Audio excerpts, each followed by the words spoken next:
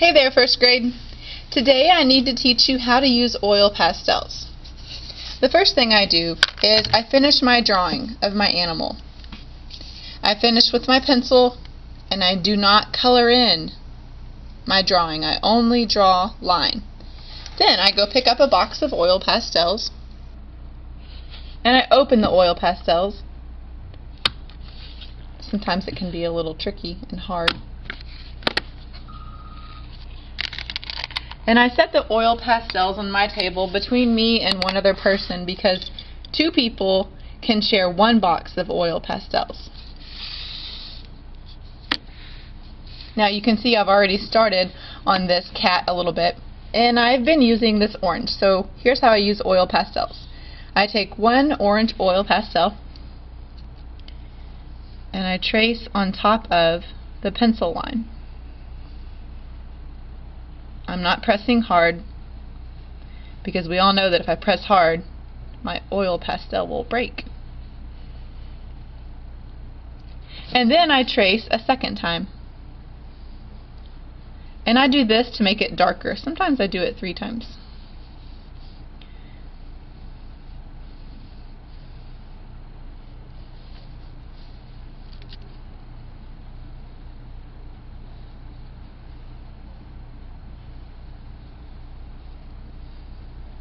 Notice that I'm not coloring in.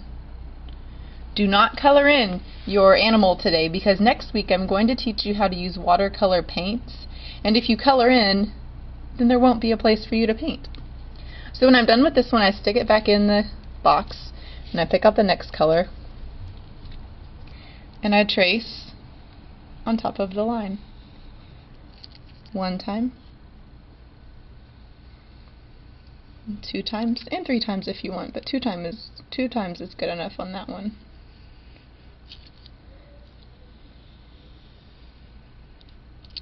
Now I need to teach you a little tip and trick about oil pastels. Oil pastels are basically just a fancy crayon, and they have a little bit of oil in them. So when I'm drawing with my oil pastel, I don't lay my arm or my hand on top of my artwork, because if I do that, it can smear and smudge. And that's what I don't want on my artwork. Sometimes I balance my hand with my pinky when I'm tracing, but do not lay your arm on your artwork. When I'm done with my oil pastels, I close the box, snap it up, and I take it back to where I got it. And that is how I use oil pastels.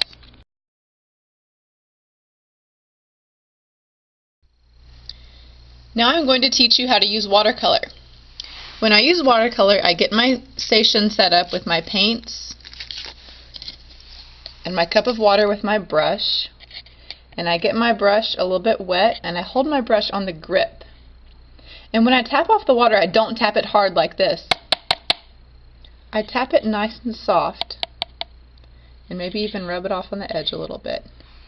And then I mix water in with my paint until it starts to look really wet. Sometimes that takes a couple of dips of water.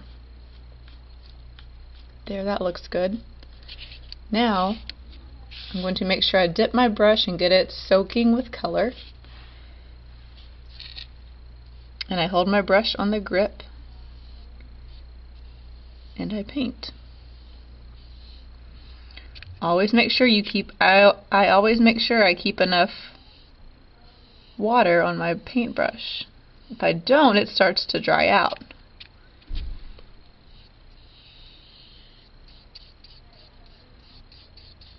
When I'm ready to switch colors, I just rinse it out. Gently tap it or brush it off on the side. Now I'm going to paint my sky with this blue color. Looks like I need some more water.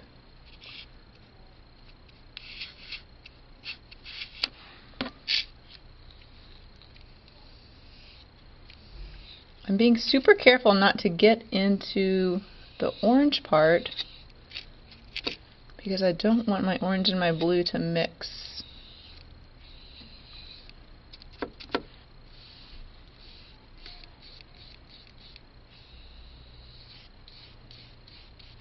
I need some more water. I don't want my paint to get dry.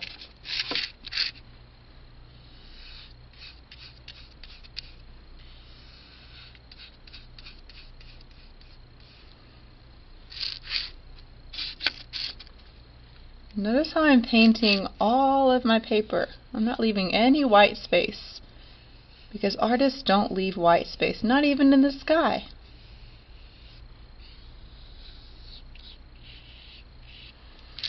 Now I'm going to stop right there because I want to give you some tips on how not to use watercolor.